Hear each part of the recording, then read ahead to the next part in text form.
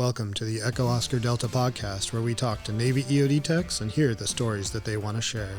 All ideas, thoughts, and statements are those of the guest and the host of Echo Oscar Delta, and not of Navy EOD or Navy as a whole. See where the day takes us. Where the day and the night takes us. Indeed.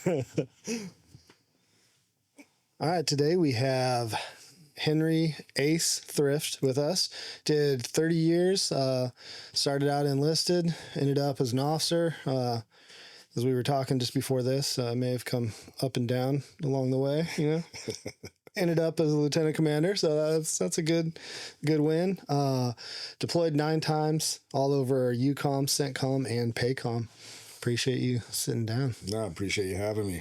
Yeah, absolutely. We've been trying to do this for some time. We have. We've, but you know, it's the perfect time right now. Yeah. So we can kind of get started, you know, at the beginning. Where did your interest in EOD start? Well, that's a good story. So, you know, my father had started out in the teams in EOD, and that was kind of the initiation into it all. You know, I went to every function they had, you know, since I could walk and probably crawl, both teams and EOD. And, you know, growing up, my dad would utilize, you know, his PT punishments on my brother and I, you know, and I didn't like that back then, but you know, I could appreciate it. I didn't really appreciate it till later on. But yeah, it was pretty interesting. You know, if you know, if I got anything other than an A+, you know, in PE, you know, I had to run a mile every day. You know, and I remember when my dad started implementing that, you know, the thing he didn't bring up was I had to improve that mile. Nice. You know, every day. So, you know, about that first day I ran it, you know, I went all out, and because I was so sore the next 2 weeks, you know, I could not beat that time. So I had to run another mile each time I didn't beat the time. But, you know, it was kind of my introduction into, you know, kind of how he ran the side, you know, both in the teams and EOD. And, you know, those types of punishments, you know, came into math, you know, with, you know, playing darts, you know, double in, double out, 301. If I couldn't get the math problem right in the first 8 seconds, that's how many push-ups I had to do, whatever was on the board. So it paid to, you know, get an even number and, you know, always hit the 20s. That's awesome. So I got real good at hitting the 20s. But the double in, double out always threw me off a little bit, you know. Yeah. But, yeah, so, and I got good at hitting the low numbers. So I was tired, you know, I would just fire at the low numbers. But anyway, yeah, that was kind of my dad's concept into, you know, introducing me to, you know, how things were ran, you know, back then. And, you know, I didn't think a whole lot about it, you know, until I got closer to graduation, got closer to, you know, having to make a choice whether or not I was going to work, go to college, or, you know, go in the service. Yeah. And, you know, service wasn't really at the top until my junior year, you know, when we had a couple folks come and brief us on the different, you know, and I already knew about the Navy, already knew what that was going to be like, but we had the Army, Marine Corps come in and talk to us. And then I made that decision probably in my junior year to join the delayed entry program. So at that point, I signed up about a year out, picked my A school and off to boot camp, and A school I went. And still at that point, I didn't decide that I was going to do a special program until, you know, just about the time when you're finishing up and you got to sign that I can't remember what it was called. Was it the 13? Oh, I don't even remember either. Yeah. Anyway, you know, you look at the document, you're, you know, looking at your wish list. There were ships, there was SEALs, there was EOD. And I actually, you know, put down SEALs as my number one choice. And that's what I was training for all through A school at the last part of my A school. And got in a little bit of trouble in A school. Kind of lost focus, but still wanted to do a special program and decided to switch over to EOD. Not that it was any easier. just kind of fit more of, what I think I wanted to do, the rest of my time in the service if I was going to stay in. Yeah. So, that was the direction I went in and started out in the EOD assistant program and off to my first, tour duty down in Key West, which was very difficult. Yeah. Just to survive. I was going to say, yeah. No, I've heard about the, was it Molina 4? Yeah, Molina 4. Yeah. I've heard, I heard even the reunions are rough. Yeah, they are. It's rough on some who just aren't used to that kind of pace, But yeah, that was a good reunion here this past October. Nice. But yeah, so EOD Mu 4. The funny thing is the CO was Commander Tom Ligon. Tom Ligon was an EOD classmate and a Bud's classmate of my father, so that made it a little bit interesting at times, But it was a great start to the career. Got an introduction into the mammals, got an introduction into the shore deck where we did a lot of responses between, the northern part of Florida and down into the Bahamas. And then a lot of other interesting, jobs that we did with John Hopkins, explosive shock tests, quite a few of those down there. And just, learning how to train, mammals. Yeah. Something I've been thinking about, I guess, recently on the mammal side, that went away where we don't like engage in that anymore. From your side and having worked with them, do you think that was a good or a bad thing, or kind of just an indifferent? The sea lions or the mammals were very good at what they did. If it's hard to say, what, and we understand what the expense is. What would be hard to, navigate, I think, is the amount of support that it takes to train and manage a mammal. Gotcha. Almost, probably more so than a human being, obviously.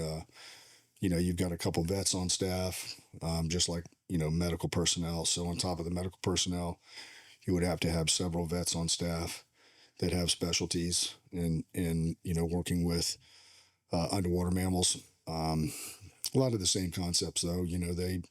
They get sick. You've got to maintain their wellness, similar to what you would do with human being, but it is a different a different training skill. And then it would be an extra set of logistics on top of that. And I don't know what the major reason was why we got away from it, because they were really good at what they did. I even think today we can honestly say that there is nothing right now that can outperform our basically buried mine capabilities. Yeah. With those sea lions. That's pretty cool. Yeah. As an EOD tech working the mammals, is that something that, because there's a bunch of different mission sets, probably talk about the different ones that you did, but not all of them are equal in everybody's mind, right? Some people don't like the carrier side or the MCM side, and whatever. Everybody has their preferences. Was working mammals a positive, or kind of like crap, I gotta work the mammals? I think for it's like anything else. You're right. For some it was oh crap. We know we're not going to deploy these. We haven't really deployed them as much as we could have. Yeah. It almost held you up from deploying, and I know that's something that all of us, that's why we train. Yeah. We continue to train hard and pray that we're going to get involved in one of those, battles or wars that are happening while we're in and while we're, training hard and working with the mammals.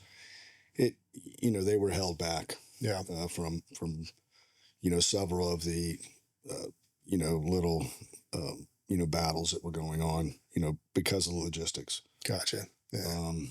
So, but I enjoyed it. I thought it was a great start of the career. It was a big team. It was managing people. It was managing, the underwater, mission. It was, an MCM mission with mammals. So, it gave you another look of how, MCM could be ran. Yeah. As well as, several of the other different missions we had, with harbor security, with the Sea Lions. For us back then, it was more of training mine recovery. It was a cheaper way and it was cheap, I think, a cheaper way to recover our deep water mines. Gotcha. And, also, train our aviation to drop mines and recover them fast. Okay. Rate them fast, mark them fast, and recover them and reuse them. Nice. The Sea Lions did go on to do harbor security as well eventually, and I think they're still doing that today. That's pretty cool. After the mammals, what'd you get into? So from there, from Key West, I went out to EOD Mobile Unit 1 and got on the shipboard team on the USS Independence. Actually, I'm going to back up. Let me back up back into Key West. Yeah. So, that was the start of the career, and that was, I won't say, we did not deploy much out of there, but we had some of the, the greatest leaders, that I ever worked for, that, treated you like men, expected you to, work hard, expected you to obviously, you can go out and enjoy yourself, a whole lot, especially down there. But, that is where I met some of the, most incredible leaders and friends from, for life. Dave Hoyt, Ray Bart, Durflinger, Porter, Bill McGraw, SEAL EOD chief who did not hesitate to pop you in the mouth. Billy Check, the same thing. Tom Ligon, who had high expectations out of everybody. One thing I learned from him, and this was, he was like the epitome of mandatory fun. Yeah. Even though, he wasn't reluctant to do things. When we were, planning an event, it was pretty much mandatory that you show up. And he didn't put it in a way like it was going to threaten you, but he would say it in a way that would make you think like, I better show up. Yeah. And I better have my guys show up and at least make FaceTime. And once you showed up, you were having a great time. You were gonna enjoy yourself. You don't see as much of that, today. Right. And I get it, everything changed, traditions change. But that's one thing that I really enjoyed about, that initial unit that I went to in Key West was the fact that, it was a family, from the beginning. And like I said, I met some of the most incredible people that I still today keep in touch with and rely on for advice. Yeah. Yeah. The I've even seen it change. I wonder, do you think part of the, I don't know, the reason why the mobile units and people aren't together as much, it seems to be like Key West heard when they were down there, like you're saying, a lot of stuff. Guam, still kind of like that. Yeah. Spain, kind of like that. Even when when you deploy to Bahrain, it's kind of like that, right? Everybody's kind of doing things. Do you think some of that was as the mobile units collapsed in to like the high concentration areas, people just kind of stayed away, or What do you think? Yeah, I would say that probably had something to do with it also. Yeah. You take a lot of responsibility away from the COs, and maybe they, you know, deep down believe that they don't necessarily have the responsibilities to make a lot of the decisions anymore because the decisions aren't necessarily made for them. But a lot of that stuff is probably handled at the group level.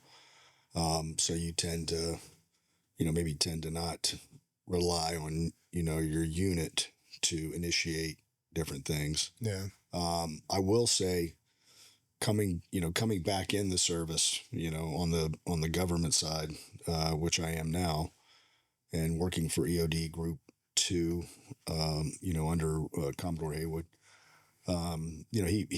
He puts a lot of emphasis on that. He communicates a lot.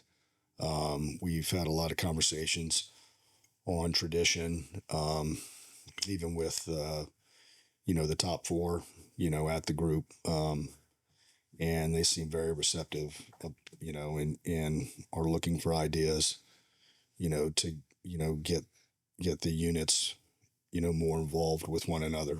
Yeah.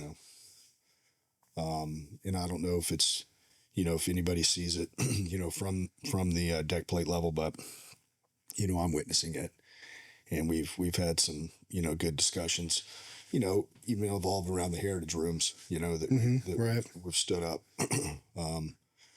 We've discussed, having quarterly events, and I don't know what we're going to call that, heritage room roundup, whatever we're going to do with it.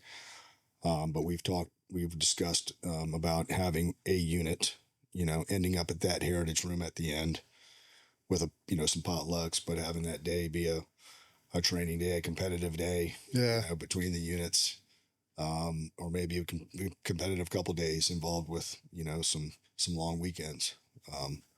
So we'll see what happens. It's, that's just some things that I've heard some scuttlebutt around the group, of standing up, and, I think that would definitely, help to bring the units together more. Yeah. And, Absolutely. and even with, the comm, I don't know if you were there, but, a couple years ago when we, broke ground, at the Yeah. memorial, talked about, setting up, collaborative PTs, Mm-hmm. physical training, which, leads to competition, and bragging rights and things like that, basically doing, one large, compound calisthenics, Yeah. into, some kind of group or team, competitive PT. So, I know we got off on a tangent there, but I do see things coming back, Nice. with the right leadership Yeah. in place. Nice. Yeah. Sorry. I just, whenever that kind of stuff comes up, I always like to just kind of dive into thoughts on like the why that changed. Cause I do know, we'll get there eventually, but, we first met in Guam. That's right. We did. And, and it was very, very different at like going to Guam first and then coming stateside. It was after a while, I realized, as guys are complaining here about, the community is not what I came in for. I'm like, well, go to Guam. Like Yeah. that is the family that I thought the EOD community was going to be. And I understand why certain things are the way they are here, but like, if you want that, you just got to be willing to travel.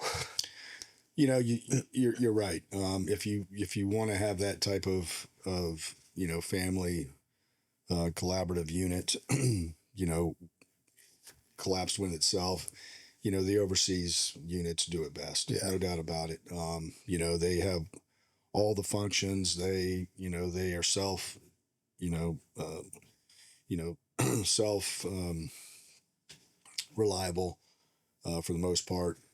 And it happens within, and everybody comes together to make that unit run like a, well-oiled machine, as, you saw in Guam, Yep. and I think it can happen here. It's, it's the, overseas we get the young single guys, most of them. Mm-hmm. That fires the teams up. Yeah. These guys have a lot of energy. You get back to the garrison units here stateside, and it is the demographic is a little bit different too. Yeah. And maybe that's part of it. But I think I think a lot of that can change with a good wardroom, a good chief's mess, even a good white hat mess. Yeah. Of whatever that Commodores and COs kind of goals are, if they establish those, and part of that is tradition, is family orientated type of events, Yeah. and not just with the entire family, but the family of the unit. Right. Obviously bringing in the ancillary family as well, the wives and the kids, but doing things as a unit besides just the everyday monotony that goes on. I think with enough days that we have available to us to take off, we could definitely use some of that time to kind of force the the units to collaborate more, right, in different events.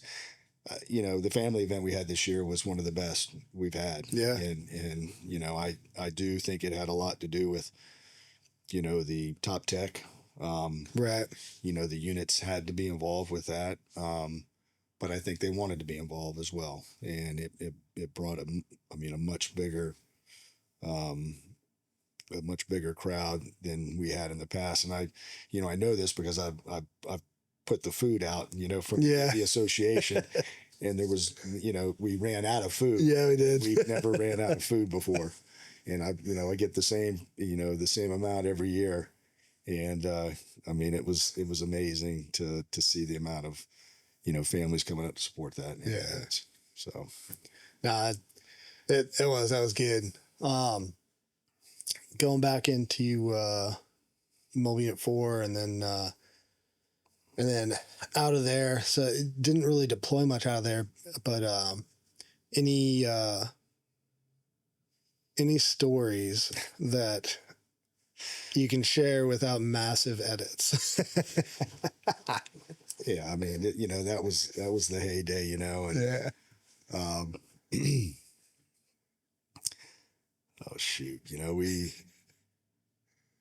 It's hard to think of the cleaner ones, huh? Clean, dirty, it's all good. The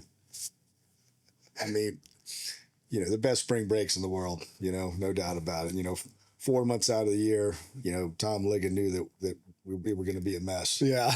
But we still worked hard, we still got on the water every day on time, out there, training and training the mammals. But yeah, so, one story, and this is not a clean or dirty. It's just, kind of the epitome of the loyalty and the dedication and, to work hard, play hard. But Tom Hinote was our ops officer.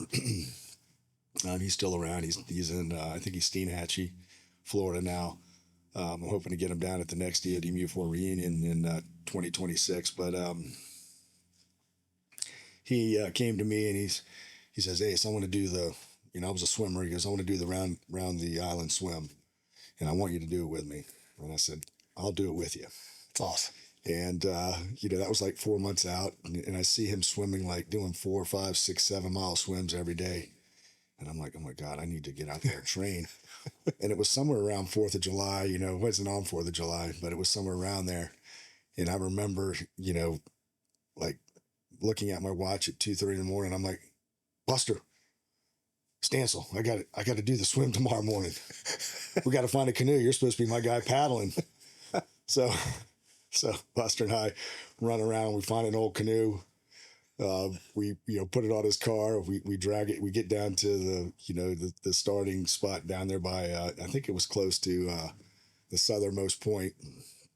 Just swim around the island, and we get down like at 4:30. We got the canoe. I've got my, I was in the fins class, so I'm down there on the beach, and we're sitting there, hanging out, waiting for people to get down. We fall asleep. So he and I fall asleep on the beach with our canoe. He's got his life jacket, and I've got my goggles and my fins. And next thing you know, people are showing up, and we wake up, and the race kicks off. So now we're off. We haven't really slept much. We got about, I think, a half hour, and we go. We were going hard that weekend because it was right around the 4th of July weekend. And I just remember doing that 13-mile swim. Jeez. Coming through the Fleming Key Channel, grabbing lobster off the side of the wall through the Fleming Key Channel, heading around. I think we got 20-something lobster, on that run. But ended up finishing second place. Wow. Behind, my boss, who finished quite a bit, in front of me. I mean, I saw him up there. I was catching him, but I knew some of the shortcuts too. That's awesome. But yeah, that was quite the day, and then we just went out and did it all over again. I mean, that's how, nothing changed. I mean, you're the same way. Yeah. I remember watching you guys out there in Guam, and I know you were one of the mature ones that showed up with the young guys, but you guys did it just like we did, back in the day, and it was great to see. As much grief as I may get, giving some of you guys. It was great to see that you guys still kept the traditions going. Yeah.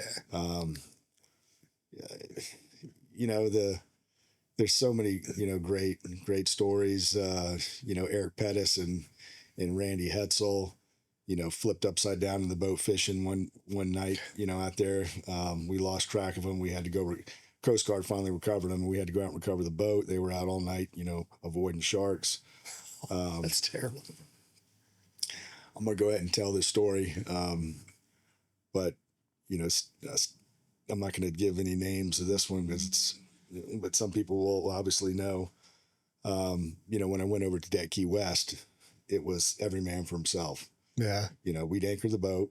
We'd make our dives, our 2-tank dives, and we may not see anybody for 4 hours, And I remember my boss, I said, hey, drop me off on, Sambo Key here, because they want to go deep water, 60, 70 feet, get some fish. So I'm going to go ahead and get some lobster. I'll swim back to you guys. They were a mile away, so, I see the Monarch bouncing up and down in the waves. I'm running out of air on my tank, and got my limit in lobster, and shot a few fish. So I start, swimming over, breath holding with my tank on, shooting some more fish on the way over there. And I'm, 3/4 of the way there. Now the boat's gone. I'm like, what the hell's going on here? So I'm swimming, towards where I thought the boat was. Boat's gone. I look around, and now the boat is over where I was. And the story was, they thought they saw me, waving, but it was a big cormorant on top of the post, drying its wings. It wasn't me, waving my arms, and I thought they were gone. Oh no! So I dropped my tank. I didn't drop my fish and my lobster, but I dropped my tank. Got my UDT on still, my UDT vest. Dropped my weight belt, and then all of a sudden I hear a whistle, and I look towards the whistle, and I see somebody bobbing up and down. It's the guy, the first guy in the boat thought he saw me, so went to go get me. Everybody else is popping up over here by the, and they dropped a buoy where the anchor was. Okay. So he ended up coming back, and obviously I got yelled at, had to pay for a tank. I mean, I had so many days like that as the young guy. Probably had 250 dives on the Mark 16 before I ever went to dive school. Wow. For Mark 16. That's a lot. Yeah. I mean, it was the wild, wild west back then. And, but again, it was, they trained me how to use it. We dove it. We were one of the first jets to have it back in the 80s. That was 1989, I think. And no matter how wild we were, we would pass all of our inspections with flying colors. And I was usually the guy left back to do all the 3M. I was the youngest guy on the team to mow the lawn. A lot of stories about me before. I was always trying to find an easy way to run the debt. So I went down to the munitions branch they had goats running around, that ate their grass. Yeah. So I said, shit, I need to get one of these goats. So I went down and they let me have one of the goats, and sure enough, it would eat the grass. But the first couple days, when I'd come into work, I'd see the thing on top of the Monarch, and the Monarch was just filled with goat pellets. Oh no. And the final straw was, because I had to obviously clean that up. I mean, it just started making more work for me. Yeah. And honestly, mowing the lawn wasn't that bad, even though we had a pretty large lawn out there at the depth. But the last straw was I caught the goat on my desk, eating all the paper out of my printer, and just, eating everything. It tore into my entire desk. I don't even know how it got inside the det. And the team was out diving. I was doing my typical, 3M all around the unit there. Sure enough, that the goat was just having its way with everything in the det. So ended up taking it back, grabbed it by the horns, threw it over the fence back in the magazine area, and realized that didn't work out very well. So it was back to straw one there. So That's awesome.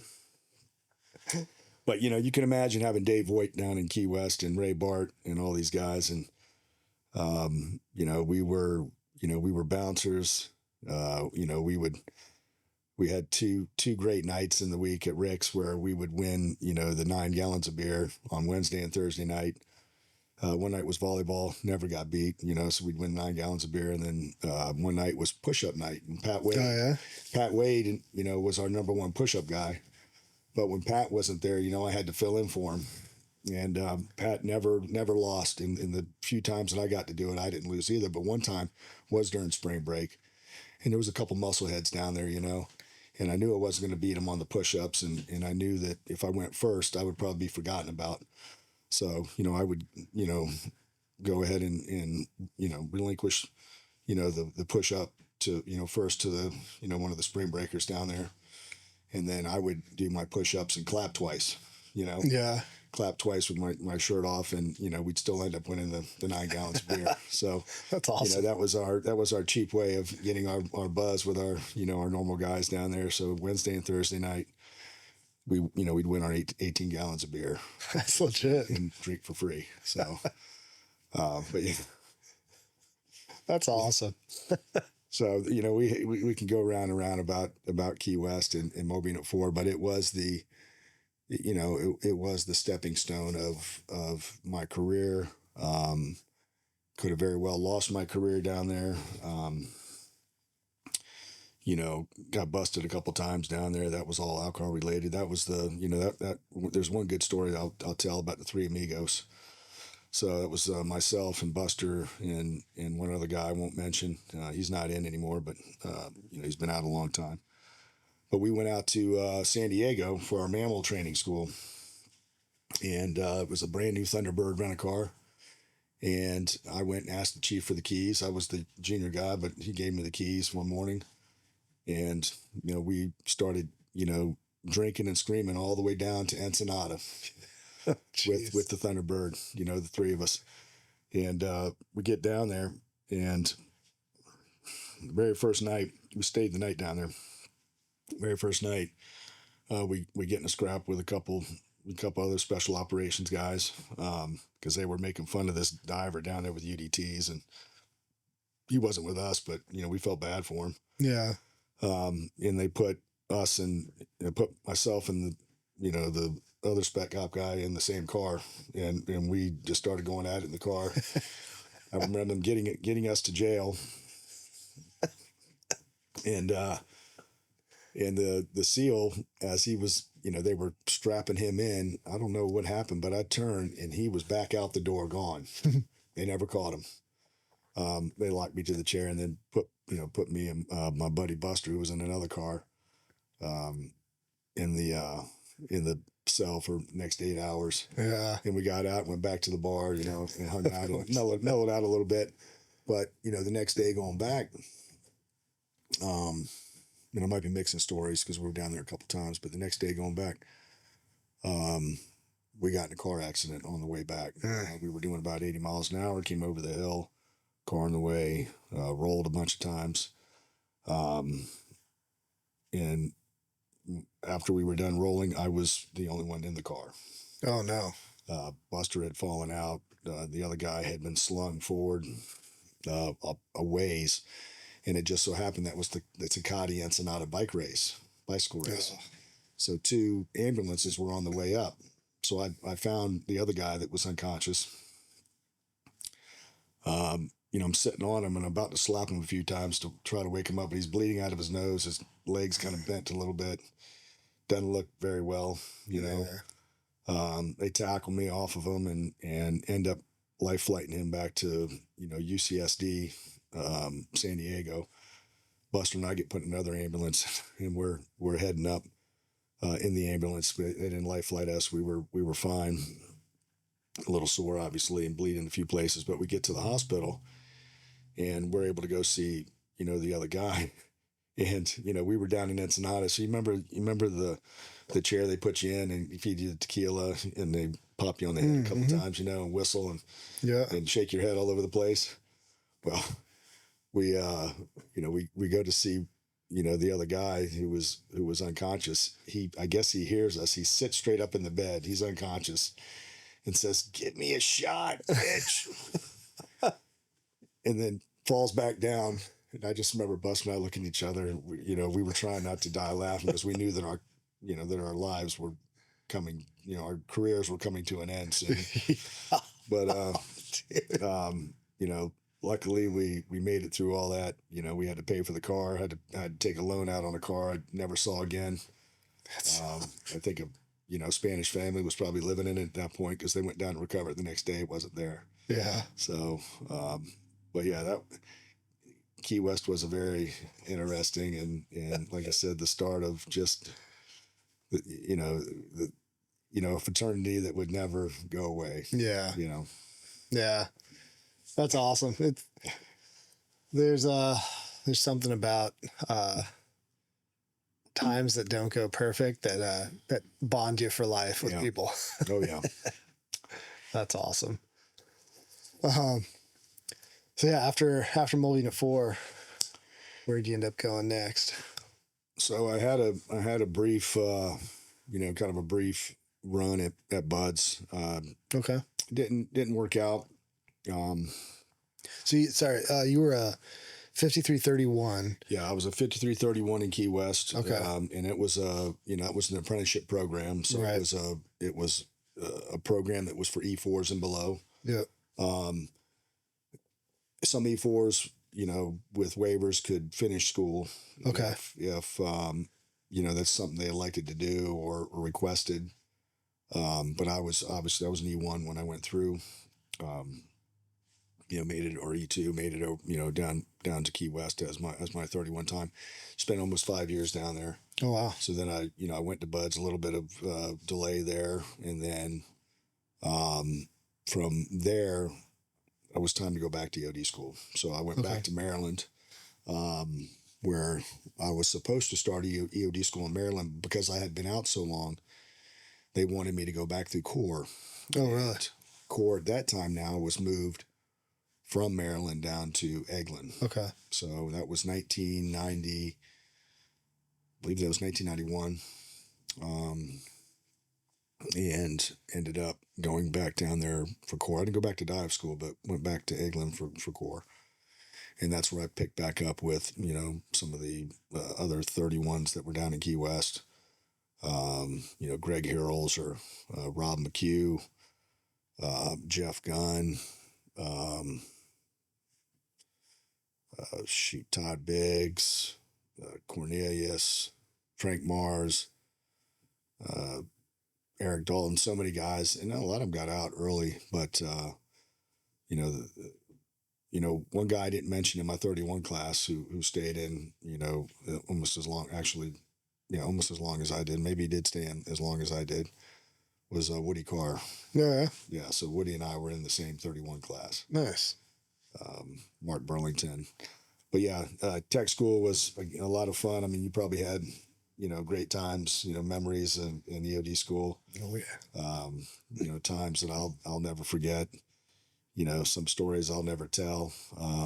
But we can definitely, maybe it'll make the book one day, but yeah, it was such another, fabulous time in my life was going back to EOD school. Yeah. With a group of guys that I'll never forget, Yeah. So, but yeah, I went through tech school and then finished up and off to Mobile Unit 1.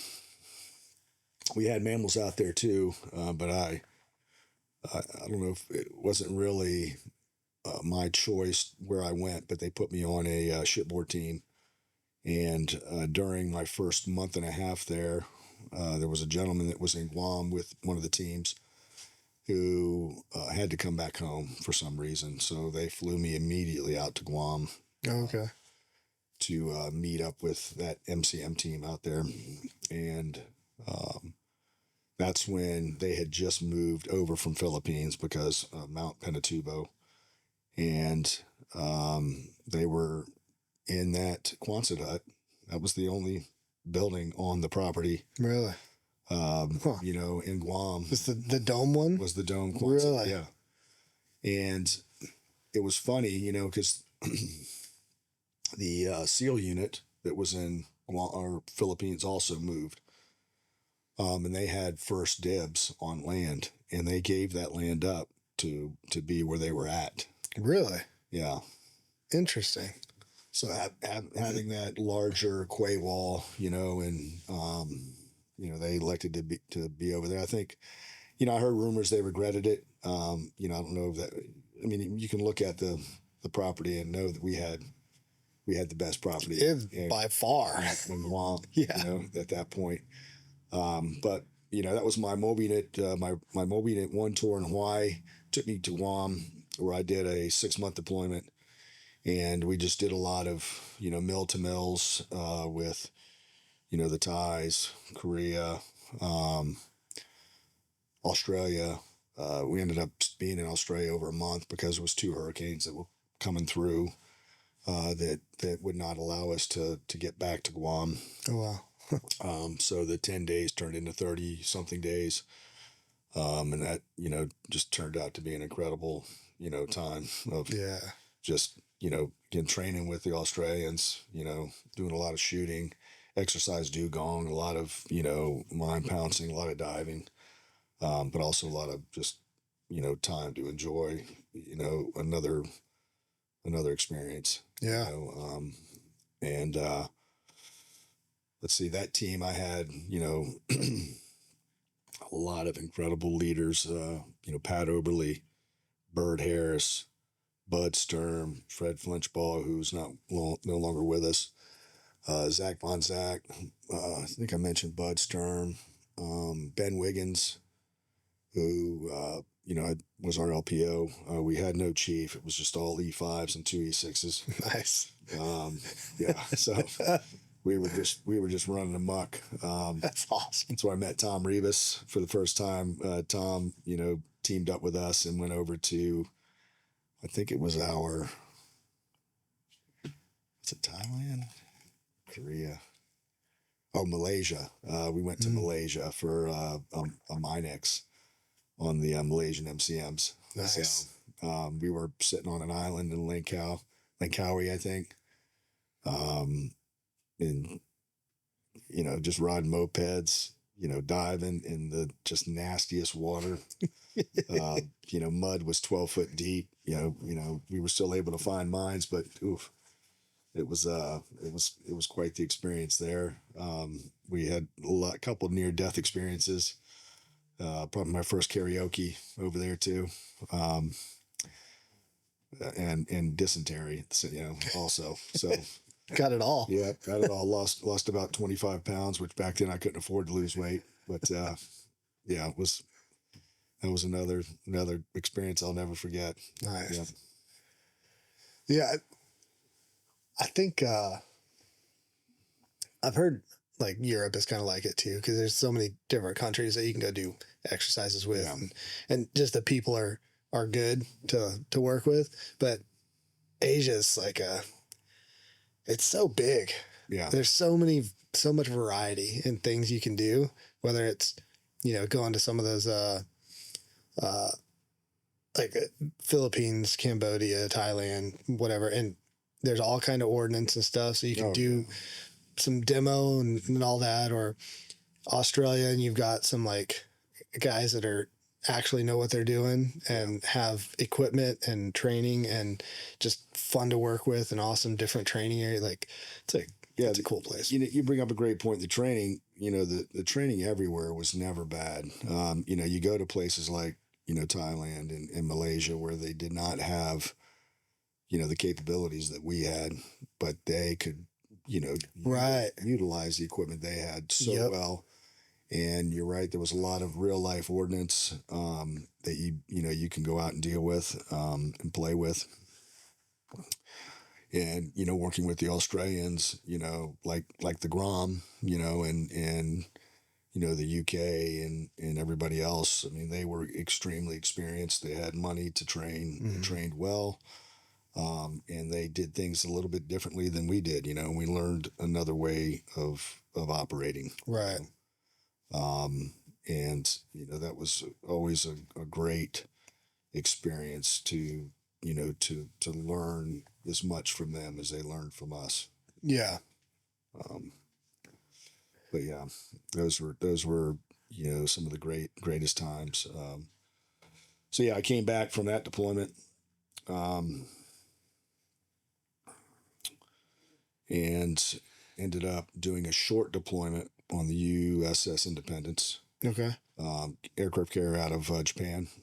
So that was out of Yokosuka, and we actually picked the boat up. I think we picked it up in Dubai, or it was in Dubai, and we took it out to Thailand.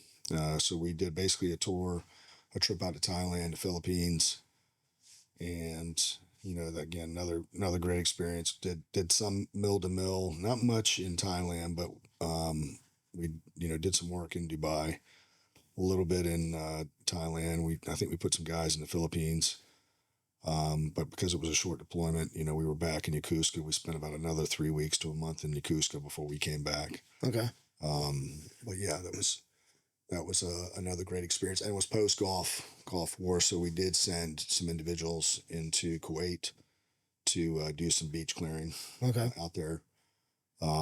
Actually, it was Shelby, Cornelius, and I can't remember who he went with, but that was myself.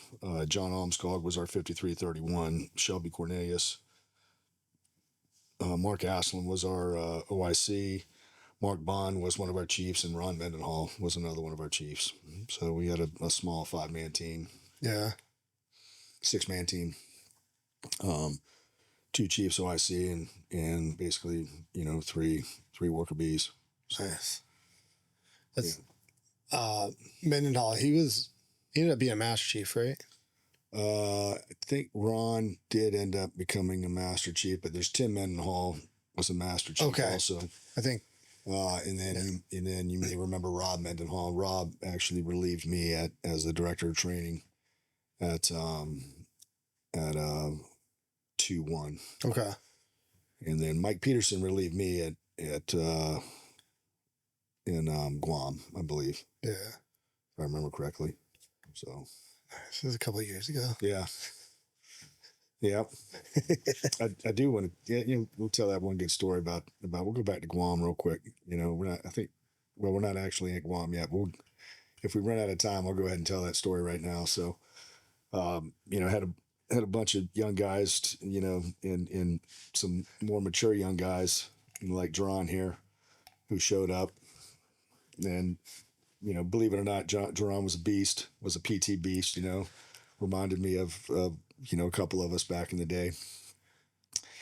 But I remember having a going away, PT that we set up, and it was basically the Iron Cross. Then we swim to Gab Gab Beach. Then from Gab Gab we run to Daddy.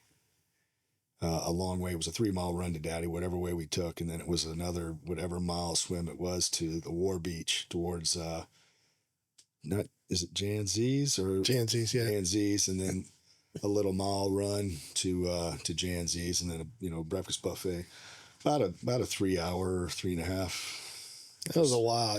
For some, could have been longer for others. You had said it was going to be like 5 miles of running and like 2 miles of swimming, and I think it was closer to 9 to 11 miles of running and 3 miles of swimming. Because that second swim that you said was a mile, that thing was almost 2 miles long. Yeah, we didn't want anybody to quit before they got started. So we probably had to fib a little bit there.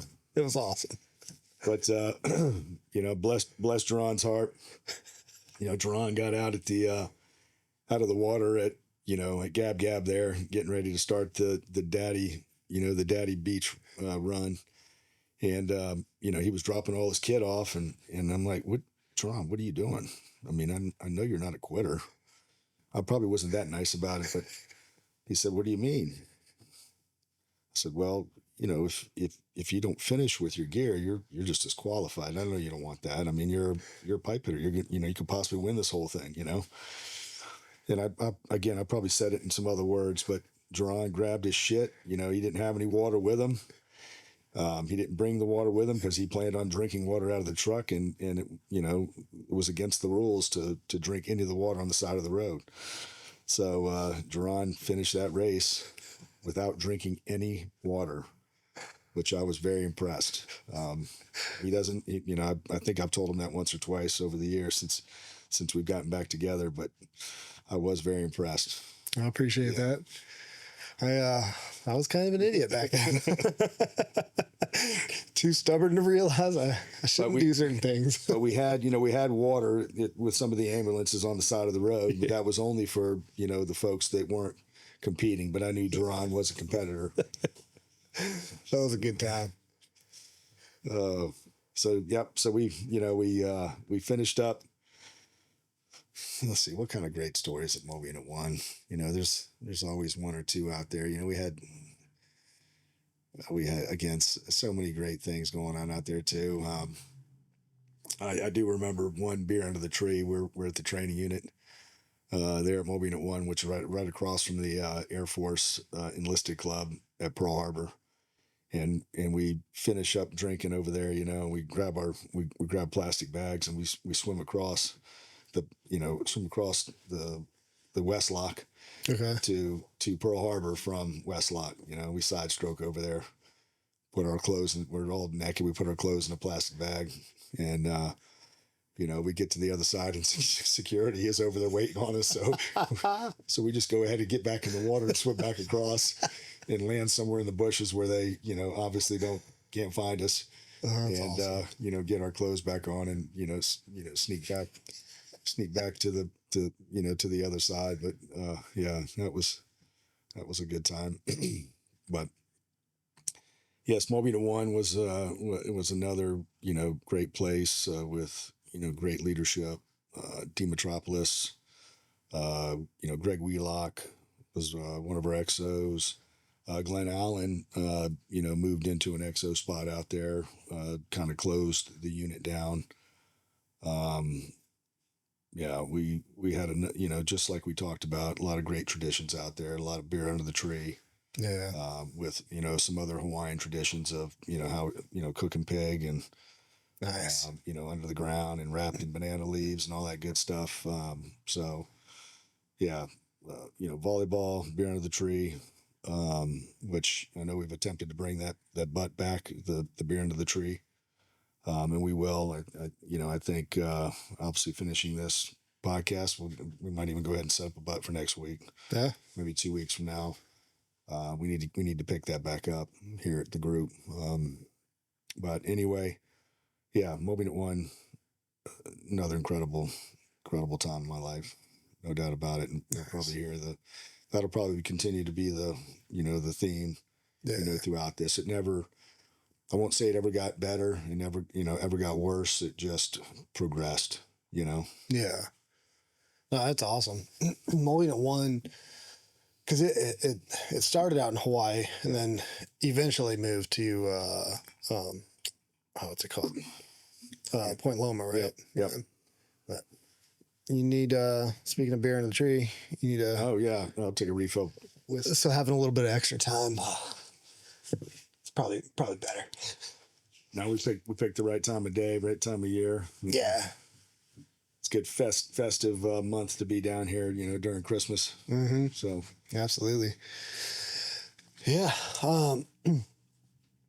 So Mobile Unit 1, and then. So I picked up E6 out of Mobile Unit 1. Okay. I did for the first time? Yeah, for the first time, the only time. Put in an LDO package, didn't pick it up. Took the Chiefs test a bunch of times. Smoked it, but just the timing wasn't right. And it was different back then too. For the dudes now, you had a rate that wasn't EOD, right? Yeah, I was a BOSA mate. So I was doing very well on the test. Finishing in the top 5%. Yeah. But it was still competitive among the special programs too. And not sure how I did not pick it up during those times, but it took me about 6 or 7 times to finally pick it up, even though I was just, it wasn't like I had never failed the test. I was studying hard, doing well, and it just wasn't my time. Yeah. But Mu 1 shut down after that. We talked about it moving to Point Loma. I ended up going to Point Mugu. Okay.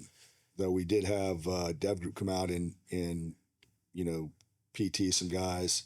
It was probably an option. I elected that time to go ahead and do a shore det. I had a couple of my buddies from one go to Point Mugu, talked to me into heading out there, and again got another incredible experience working with Bud Sturm, Steve Marshall, Harry Harrison, Jay Penrod, who is no longer with us. Love him to death.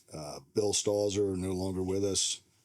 Al Merriman, and work for 2 OICs out there, John Lewis and Steve Paulus. And, both very different, learned, a lot of different, ways of leading from both of them. And it was an interesting experience out there. We had very senior people. I ended up becoming the LPO out there. I was very career minded by that point. And we, ran some neat jobs out there, doing a lot of the kind of CNO priority type events. Yeah. And I won't get into any of those, but a lot of recovery type stuff, with between China Lake and Point Mugu, working out there in the different missiles. For the and like you said, won't get into it, but for the EOD techs that are in and around, like, I'm sure you'd be willing to talk to some of those guys about that, because that kind of stuff, there's a lot of cool stuff that goes on out there that is awesome. Obviously, it's definitely not for this podcast. It's not for the world, but there's some cool stuff. But with any shore det, and I don't know if you've had the opportunity to do a shore det. I've only done one shore duty in 19 years. It is based on the will to work. Yeah, absolutely. It is. The region there depends on you for certain things, but you can be involved in a lot more in work. A lot of guys say they go there to rest. I don't necessarily agree with that. EOD tech is an EOD tech. We truly, do not need that kind of rest that some guys have had going to those units. Well, I think too, like, sometimes the rest is just not leaving your family for 6 months at a time. Yeah. It's like doing good work, but being able to go home at night and sleep in your own bed, like 9 to 5. Yeah. night school, things like that. But we did a lot of neat recovery jobs out there. And it was also a pretty, it was, we were paid to do our jobs. We did my first year there, we did 35 mine recoveries. Wow. And that was before the mammals, started taking that from us on the West Coast. They did, the mammals were doing that already. And that's what they were trained to do. But that was Point Mugu's #1 mission for Third Fleet, was to grade the mine laying capabilities of, Third Fleet. Okay. And the aviators that are on the carriers, for the Comp 2Xs and things like that, So we would basically drive all our gear up, normally up to Santa Barbara, because that's where we picked up the civilian vessel. We would load all our gear up there after midnight because we paid the ship, the cost of the ship started at midnight. Okay. So we'd load, for an hour, get underway, sleep till about 5:30, put the first boat in the water by, before 6, and divers in the water by 6:15, locating mines with the Duquesne or the 2 Alpha, with pingers. We were diving anywhere from, 100 feet to 160 feet. We had some waivers out there that we could go, deeper than 120. Nice. But, about 140, it wasn't really average, but a lot of 140-foot dives out there. We would take some of the UCT guys with us. We would take some of the, not Mutsu, but it was UCT and Special Projects out Okay. there at Port Hueneme, okay, right next to Point Mugu. So we had a great relationship with the divers out there. They loved getting, away from some of the dives they were doing. Yeah. And doing some of the, bounce dives. But basically we would drop a clump, on top of the mine after we located it. And we drop in with a 2 Alpha or Duquesne, and then basically run the line through the eye of the 50-pound clump, locate the mine. Usually if some of the guys that were marking could drop the clump right on the mine. So it, you could see it when you were on your way down. Yeah. Hook up, and then we would do that. We would locate all the mines and then start recovering. I think we recovered 50 mines in one day. Wow. Less than 20 hours. We were diving until about 7 that night, and still made it back, before midnight to unload, and only paid for one day of. That's awesome. The goal was to pay for one day,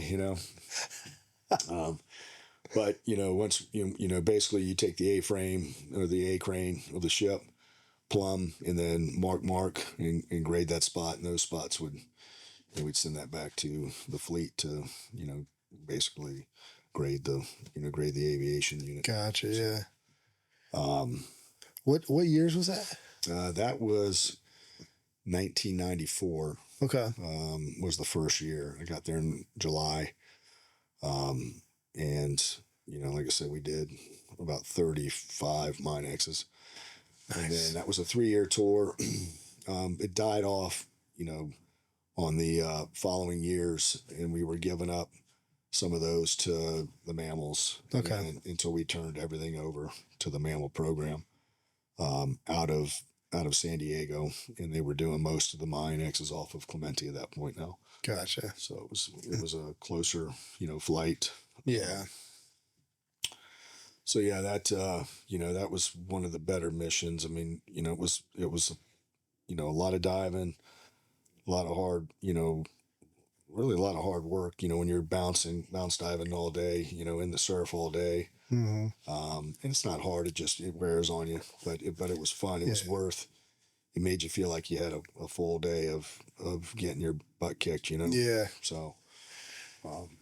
There's something about doing that kind of diving where you're not mad about it, Yeah. Like when you just dive in the bottom to like let the time pass so that you have your bottom time that you need. Yeah. That diving sucks, but doing work. Yeah. Those were great times. being stationed at Point Mugu, very quiet area, but the work was worthwhile. Yeah, and like I said, a lot of the other recovery ops we did, a lot of training back and forth with Fallon and China Lake. So we would hand 4 guys off to Fallon Okay. or 4 guys off to China Lake. They would send 4 guys down TAD. We would go TAD, to them doing all our demo. That's cool. Locating, ordnance and blowing and going, and they would come down and get their dives in, do some mine X's, Nice. in place of us. So it was, it was a lot of great camaraderie down there on that. We'd camp a lot together. Used to hang out with Tommy Rebus down there, Scotty Tribal. Let's see, Tom Rebus, Scotty Tribal, Gator Franklin. Shoot. And all the guys on my team, Mark Burlington, he was at Fallon, I think, Fallon or China Lake. But yeah, we did a lot of great camping up in the South Fork there. We would all three debts would meet, and just That's awesome. except for the guys on watch, Yeah. guys that had to respond. So, but yeah, I mean, again, we were like our mini mobbing it there, our debts that were deployed at different places in Southern and Northern California, That's cool. But yeah, great times. Great experience again. My first real leadership experience. And I picked up my master tech there. Bless Gunnar Wallace for, passing me on that. Yeah. He felt I kind of deserved it. So, they, Gunnar Wallace was a tough cookie to crack, but he was the chair on my board out of San Diego for that. So that was, I remember, picking up my my master crab, smoke test, actually pick up sale of the year down there as well. And off to Dev Group, which, didn't last very long. Had a couple things against me on that. That's a pretty good story too. Right. So I left Mugu and went to Dev Group. And this is my funny story and I don't mind telling it. But it was myself and Perry Sasnet were out running the Thursday night bars there in here in Virginia Beach. And Friday we get to meet the cadre, for our green team. And can't find Perry anywhere. And he was my ride. So I remember, seeing a couple girls that I knew, and knew him pretty well. And Paul Tharp and actually I won't say both the guys, but a couple of the SEALs were out and about, and they were getting rides home, ride home too. And they were sitting, we were getting into the car, and I'm sitting in the back seat, and the young lady up front goes, "I want Ace to ride up front here with me." And one of the guys, didn't like that.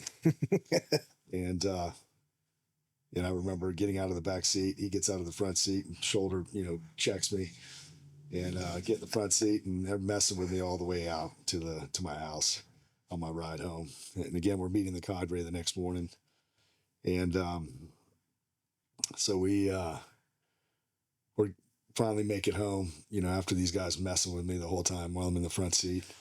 And I remember looking back at the guy that's messing with me the most, and I gave him a big old wink, and then laid a big old lip lock on the young lady.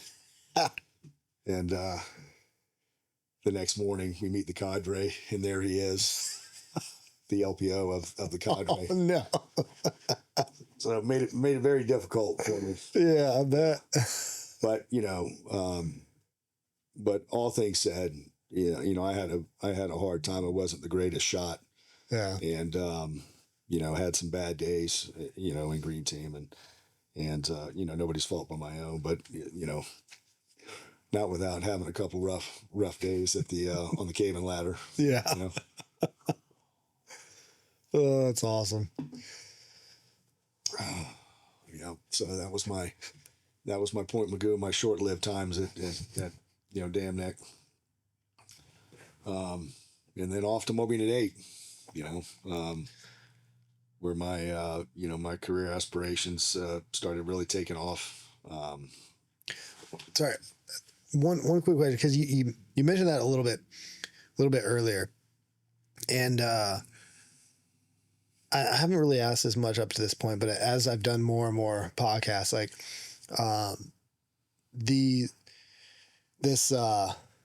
it seems like in everybody's career, like when you first start this, you're just here to have fun. Yeah. You're like, oh man, I get to blow stuff up, shoot some things occasionally, like maybe jump out of airplanes. Like that's a boy's dream, right? Like, yeah. And then at some point, it turns into like, okay, I might be able to make this a career. Like, what do I need to? Maybe not like focus everything you're doing on how do I like progress as fast as possible, but at least shift into like, how do I not limit myself? Yeah. Where did that like kind of happen for you? Well, in Key West, when I re-enlisted, I mean, I had aspirations of being a career guy. Okay. But, I wasn't necessarily focused on, what I needed to do next for my career. Making the next rank was always the big thing, but I wasn't, looking at certifications. I wasn't necessarily focusing on the qualifications. They came, when they did. I mean, I was a dive soup. I was a Mark 16 soup. I wasn't a Mark 16 soup in Key West because I wasn't really a certified Mark 16 diver. Yeah. But I was a scuba soup down there, and your coxswain type stuff. But like Hearst Master and different leadership courses, that wasn't really a big thing. When the opportunities came about, you jumped on them, right? But when I was finishing up my second half of my Moby at 1 career, I really started maintaining my Bible. Okay. I really started maintaining my Bible, my separation of, my qualifications and, my awards and, my different education, opportunities that popped up and, kept track of that. Right. Yeah. And that would have been that was my second tour, middle of my second tour, in the Navy at that point, because my dad was an LDO, and that's not why I wanted to become one, but I knew of the limited duty officer, commission program, and witnessed that firsthand, and how much the community relied on that billet and those personnel that are in those billets, from a training aspect, from a knowledge aspect, and having that knowledge and becoming a very seasoned leader at that point, was a direction that I knew I wanted to go in. Okay. So really halfway through my Moby at 1 tour, so 1993, was when I realized that. Okay. So that would have put me at so let's see, 7, 7, 7, 8, so 20, 26. Okay. 26, 27, 26. And I think, when did you get to Guam? You were 25 or 24? Let's see. So I was 23 in boot camp. So that was 2006.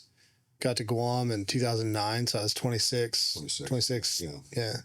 I first got there. Yeah. And it took me I still wasn't the most mature individual. I mean, I could now put myself in different situations and speak intelligently about the program.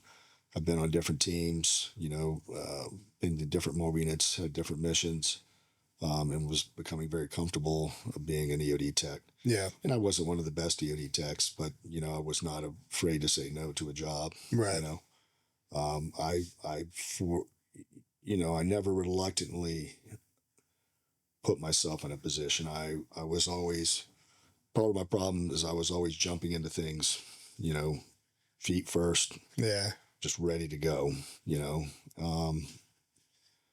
when maybe sometimes, use the dev group, situation. I probably should have stepped back and not pushed to be the number one or two guy in the door. Yeah.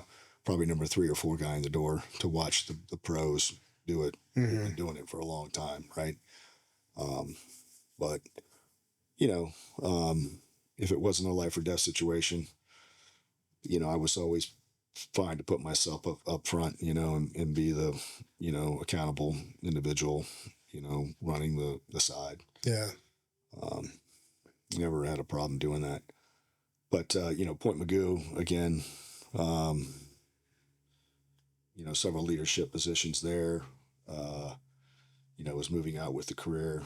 Then I got to Moby at 8, and immediately got put on a SIF team, and was with Digger. Digger was my first OIC out there. Todd Enders was my chief.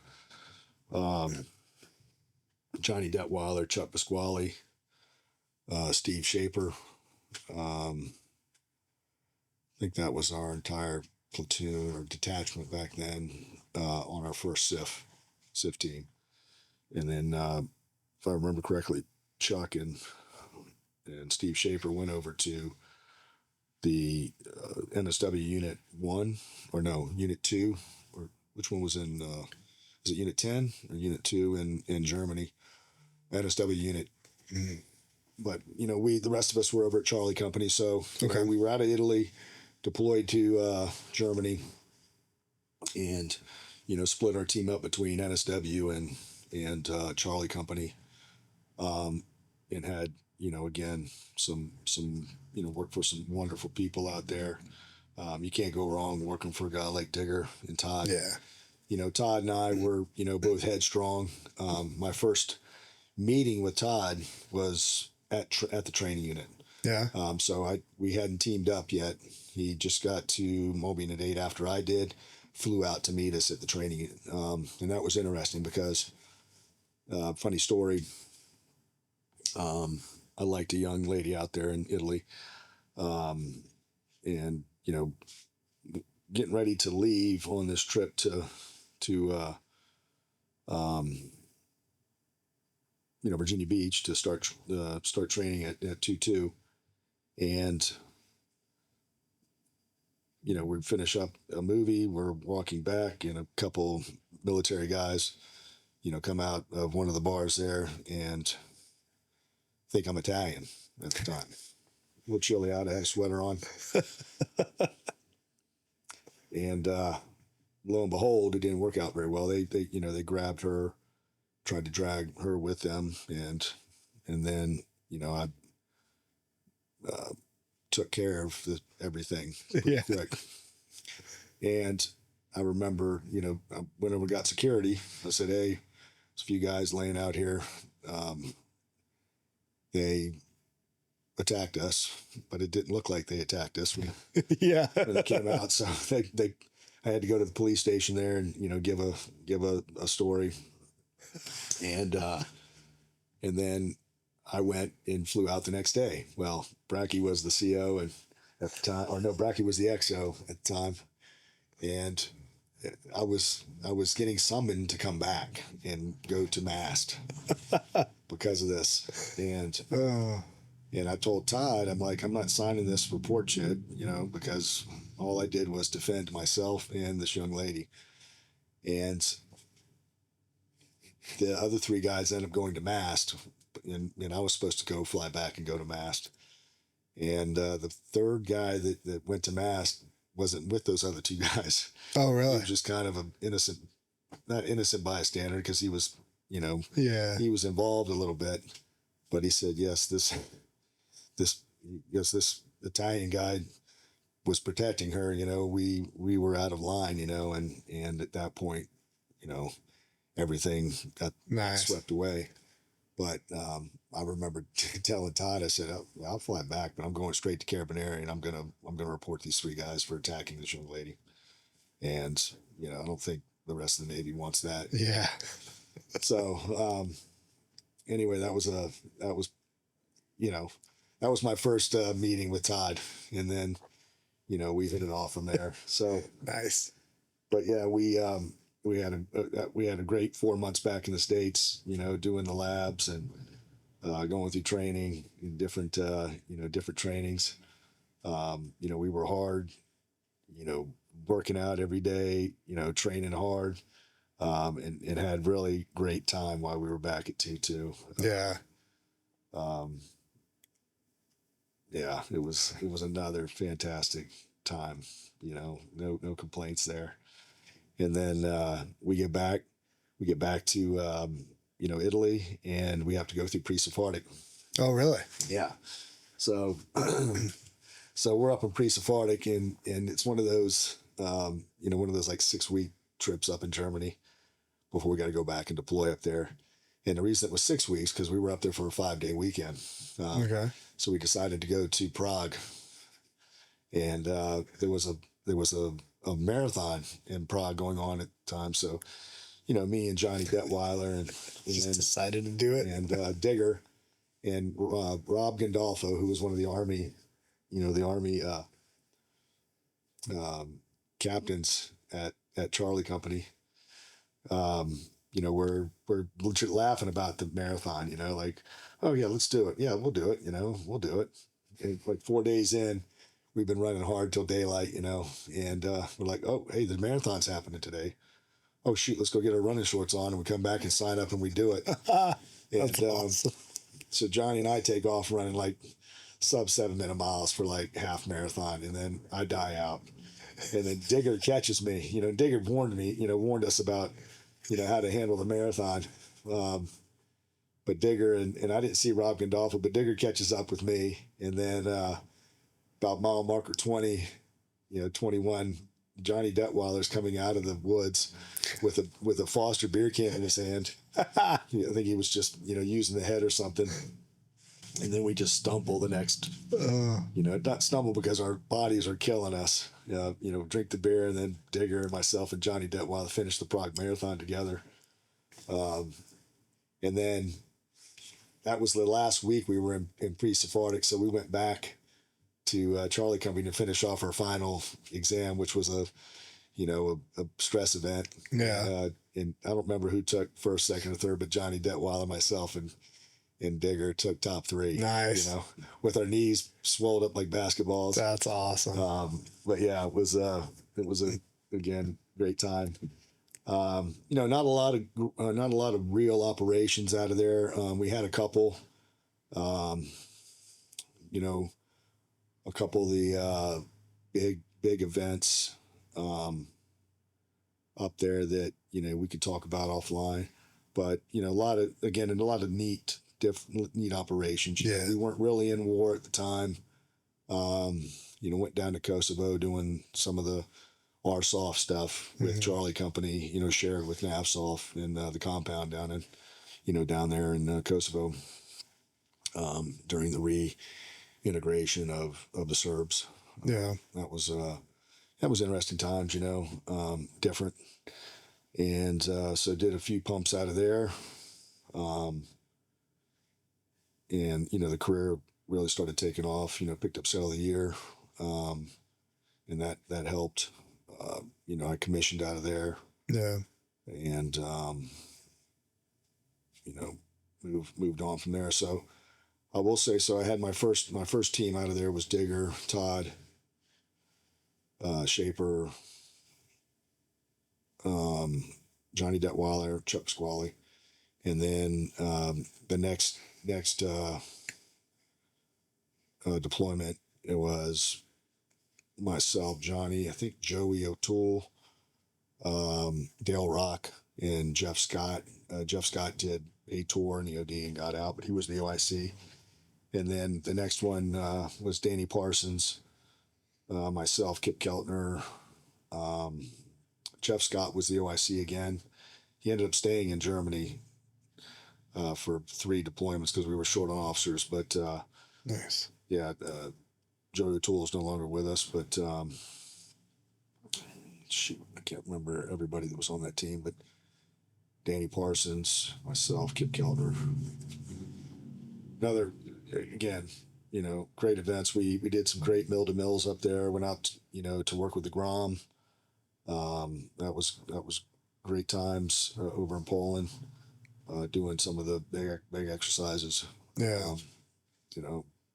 A lot of big exercises out there, and learning other countries' capabilities again was, the Guam train all the time. So we definitely picked up some different ways of doing things from them. Nice.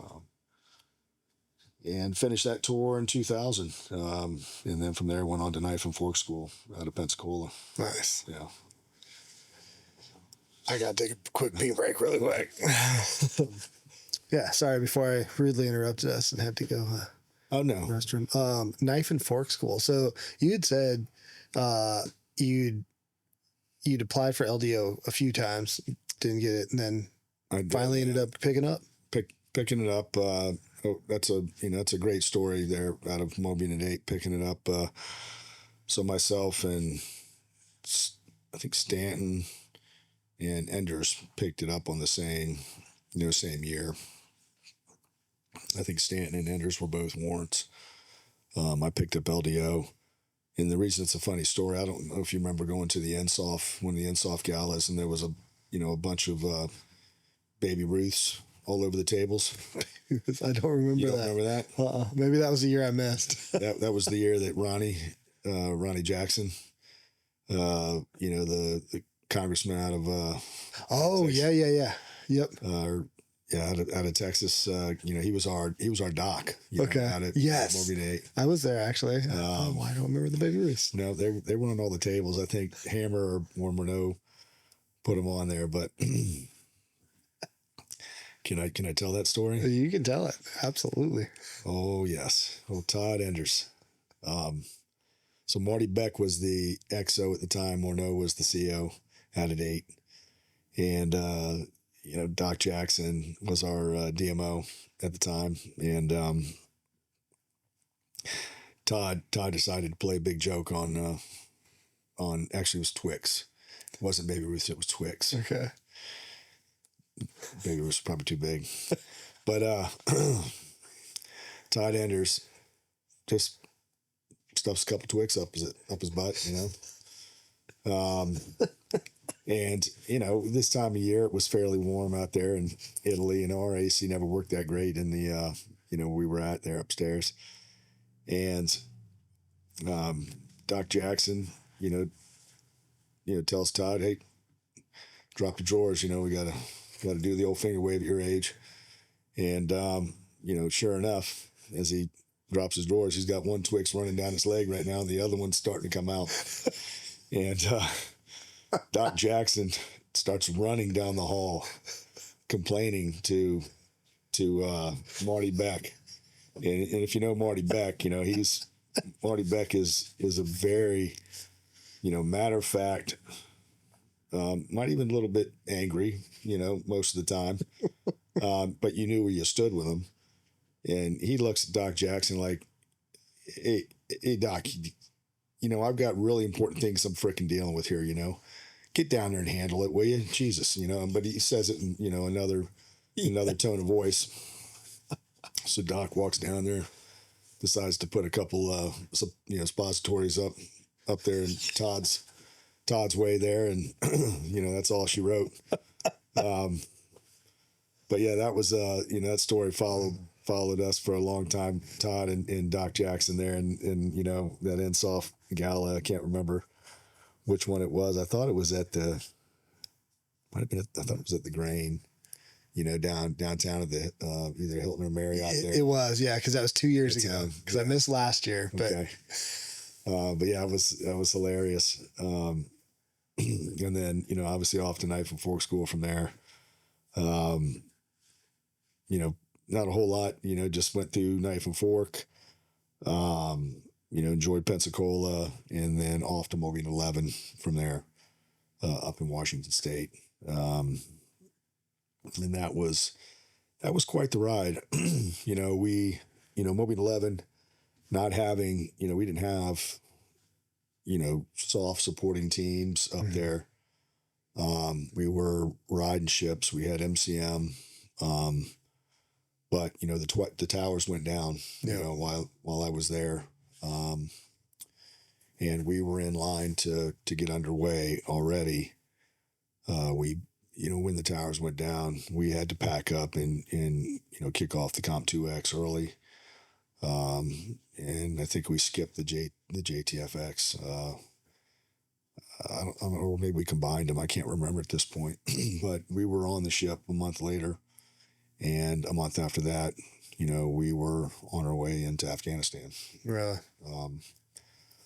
So I went into Afghanistan with two of my younger guys, and we were going to do rotations in there, and that was probably at that point in my career was the first active wartime role that I had. Yeah.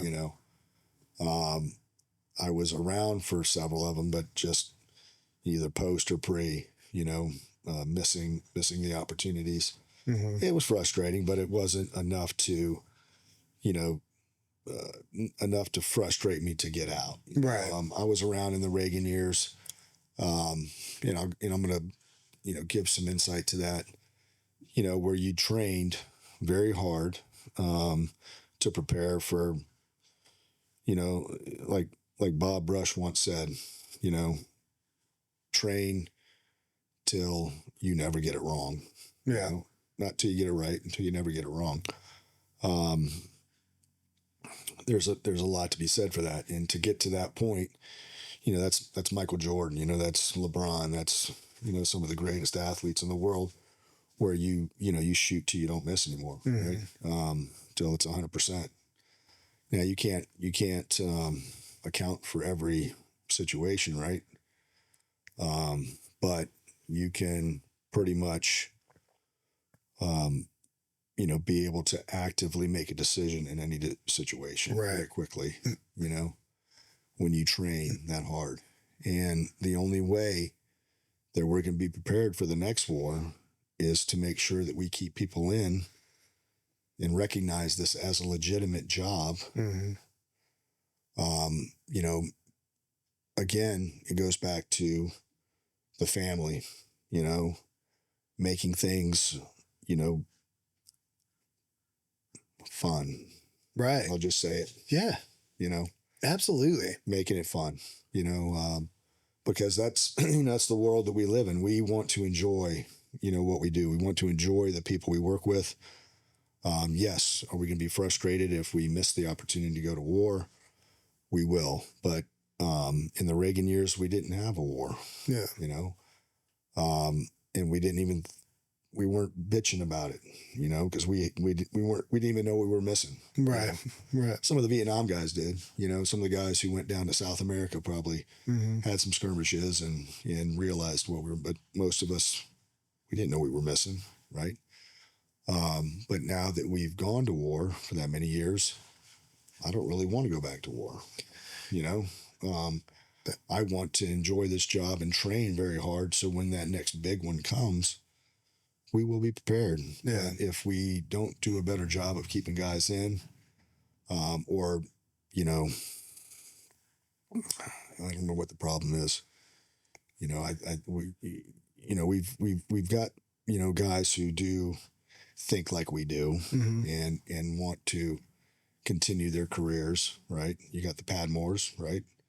You've got, some of the, senior enlisted leadership who now have not seen a war, but are still doing it, but we have to push hard. We have to train hard still. We have to,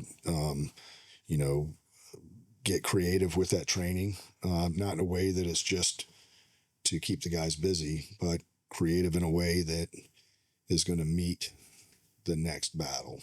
And that could be in Ukraine. That could be in, Asia.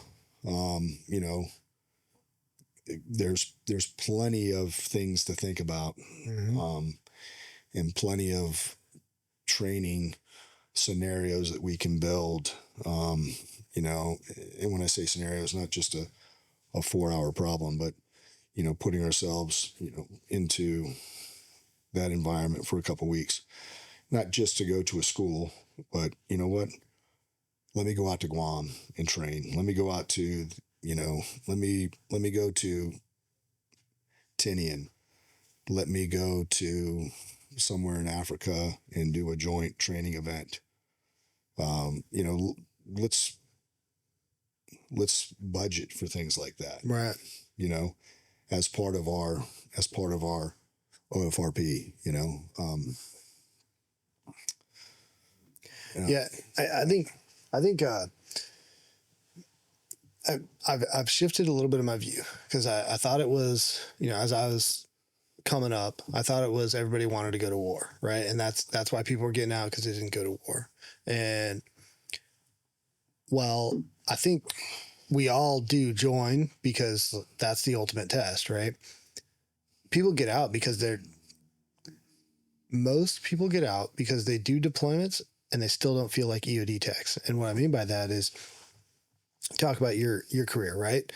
Most of it wasn't at war, but I bet you felt like an EOD tech for the majority of your career. The things you were doing, the opportunities that not necessarily you, but the people above you reached out and found, and then pushed down to your team so that you could execute, were things like demo ops, doing joint training with forces that you would, if there were a war that happened, go out with, right? That really hit home for me on when I was company LCPO, and we set up training down in South America during an exercise, and we ended up executing. And as we were doing it, as we were cruising out on this really crappy Colombian vessel in the middle of the night, literally sleeping on mattresses that were stacked up in the corner, watching cockroaches cruise by. No kidding, cockroaches cruise by. And I was like, these dudes are gonna fucking hate me. They're all getting out after this, right? But then we go and we sling some freaking 330-pound torpedo warheads underwater, 30 feet. Dudes set demo on, build these charges. It sucked, but there's some pretty freaking big, cool explosions that happened out of it. And the team chief on that afterwards was like, I was talking to him and I was like, hey man, it's real talk. How are you dudes? And he's like, dude, they're freaking over the moon right now. They're all we feel like EOD techs. And then at different times, a couple of the dudes were like, man, that was awesome. We felt like EOD techs. And I was like, that's what we need. We need some dudes finding jobs like that when we don't control the wars, right? But in the meantimes, train our butts off, get really good so we don't do it wrong, right? But then give them that cookie, which is here, there's some demo out in this country over here. Go out and do that. I'm glad you brought that up, because that is something that I think we have done a lot less of, and maybe I'm just not seeing it. Maybe I've been out long enough where maybe it really is happening. But the theater security cooperation type events, it's probably one of the things you were doing. When you get these outlying opportunities with these Fourth Fleet, Third Fleet exercises, to find something to do. Because a lot of times Third Fleet may not include you in on it, because maybe the EOD guys down in Mexico or one of the outlying islands that have EOD capabilities, Thailand, wherever, 7th Fleet didn't recognize there was an EOD play, right? And that's where obviously that's where the 70 what is it, 73 guy or 75 guy. Yep. You think we used to have 76 needs to capture that. They're probably doing a lot more of that now, right? Having that ability to put that kind of play in there. But those are the jobs that we don't want to turn down. Right. Those are the jobs that we want to force and a lot of times you don't have to force, but you know, get these teams to do, you know, the sync X's, right? Yeah. You know, those are complicated. Yeah. Those, you know, I talk to the guy who runs those all the time because I did a couple of those when I was in, and you know, I almost got out and took one of those jobs, lead jobs in the Nav Air division to, you know, sink those vessels. But though, you know, those theater security cooperation, mill to mills, sync X's, these kind of offbeat, you know, missions really get your guys thinking like EOD techs. Yeah. You know, Yep. not just doing engineer work and going out and, I mean, we all love to go to Fallon and blow up some big charges, you know. Yeah. But you can also get creative out there, right? You know, Yeah. you know, do more with less type of stuff, right? That, man, I'm glad you said that. I remember this was cool. We were in the Philippines. It was 3 7,000-pound shot holes that all at the same time. And one of the Phil dudes was like, you Americans, you use so much demo. You don't need that much. He's like, give me one shot hole. I will do it with minimal demo, right? And I was like, all right, cool. So I spent most of my time. I got lucky. My chief at the time, he was like, hey, you're running this op. So E5 me. I was an idiot. But for some reason he trusted me. So I ran that op, right? And I'm bouncing between holes, but I spent most of my time at his hole. And man, like minimal, literally like less than a case of explosives, less than a case of C, a bunch of det cord, but tying into a bunch of AT landmines, packing fuse wells on 155s, and tying those all together. No kickouts from his hole. Yeah. None.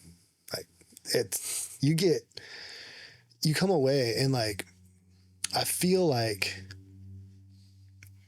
I'd be, even now, when it's been a while since I've played with a cache, I would be willing to bet money that most new guys on one team, like I'll throw some kit on, I'll go out there, I'll do a cache, I'll set up explosives. I'll set up that cache, move what I can, don't move what I can't, set my charge on that in a significantly faster time. And a lot of that is tied to just basic demo, like doing some of those big shots and understanding how it works.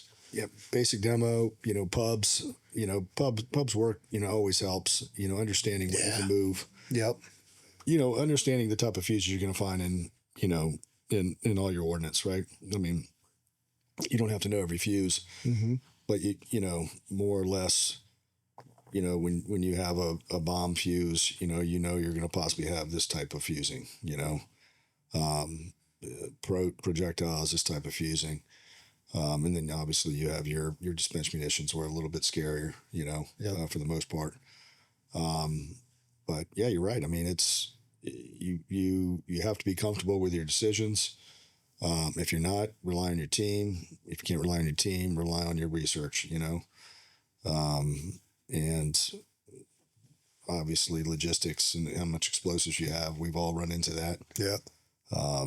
You know, Dave Voigt and I, you know, in Afghanistan, I mean, we were reaching for explosives and having to cut, you know, I mean, a lot of guys have done it, the MICLICs.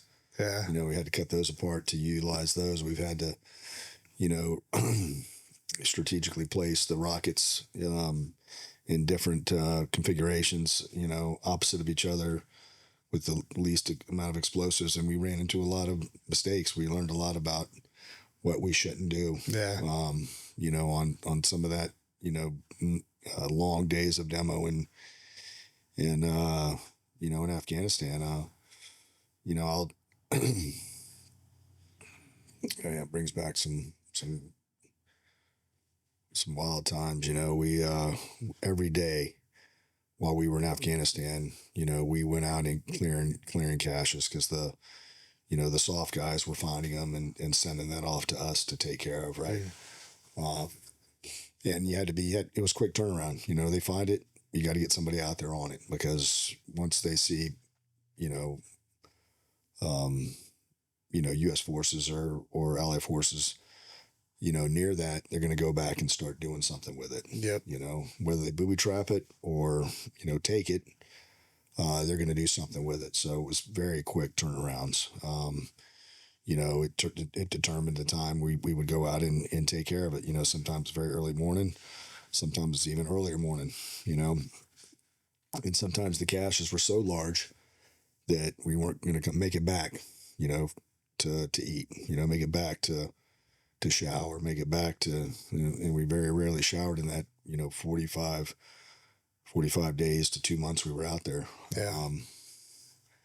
But, when the Navy was out there in November, late November, of 2001, when, that's how quick we got out there.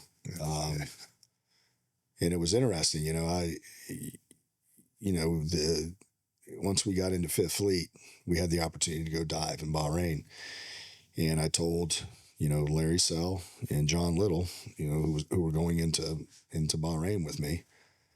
I said, hey, we're taking all our comms, we're taking our dive gear, we're taking our weapons, we're taking everything. And they're like, why? I said, because there's a war going on. And I guarantee it that we're going to end up in Afghanistan. Mm-hmm. Okay. So we get in there and we dive, all the war reserve ships, coming in, dropping things off, dropping all the materials and logistics off for follow on into Kuwait, right there in Bahrain. Also, we got the call, call to duty. And sure enough, we had comms, and comms were needed. Yeah.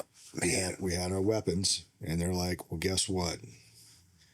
U-11 det, you're going in. You're prepared. You've shown that that you're competent in what you do. And sure enough, we were next in line. And I'm trying to remember who was in there, but Cobble, Bryant, Scotty Bryant, Runkle were already in there. They got, they really, started the whole carrier rotation in there, and did a hell of a job setting that up. And then we had the opportunity to go in, and it was hard work every day that we got in there.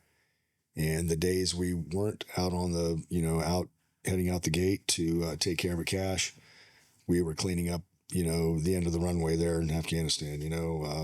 We were taking the Fay bombs. Then you probably heard about it was 10 miles of bombs in a ditch out there that were all kind of nut to butt. We were, going out recovering those and taking those to a demo area to get rid of them. Because it was Russian ordnance. Right. And the Russian ordnance, was really all the same shape. You just had to research and determine whether or not it was, high explosives, chem, Fay, a lot of Fay out there we dealt with. Interesting, Yeah. And dispensed. So, and they, that's how they kept their costs down. They used the same shape, and just, basically had different, obviously different, payload, so we never came home until we emptied the cache, and we never had a time where we had to leave a guy to guard it all night. We would have, we had to do that, but we just worked, the 15, 20 hours. Mm-hmm. We would take as many trucks as we needed out there to complete the load and offload, because we would take everything to Tarnak Farms, because that's where the demo area was for us.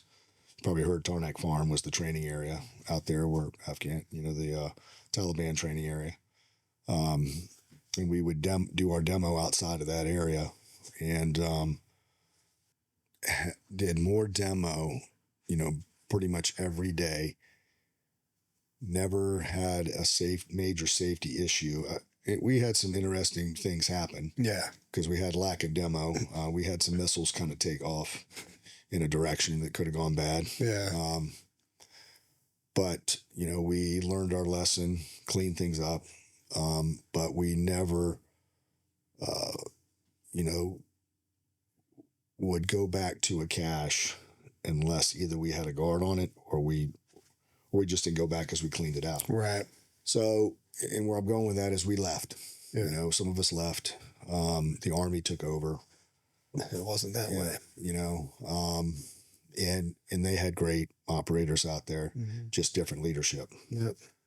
And, you know, they went back to a cache. They had to clean up and lost 4 guys on that. Yeah. You know, guys that I worked with every day. So, you know, it's,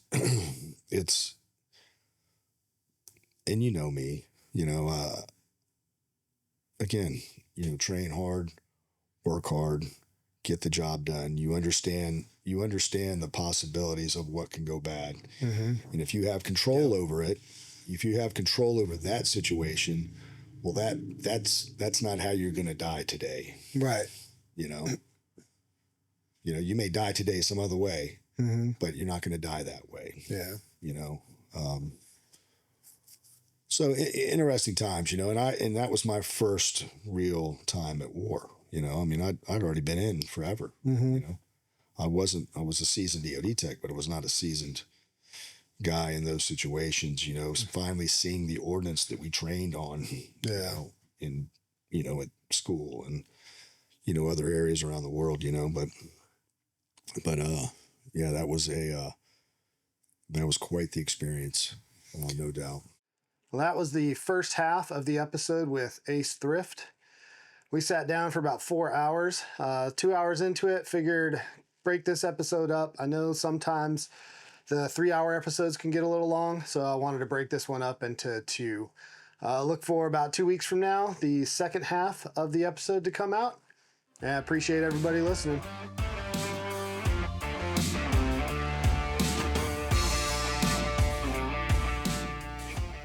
Thank you for listening to the Echo Oscar Delta podcast, where we talk to Navy EOD techs and hear the stories that they want to share.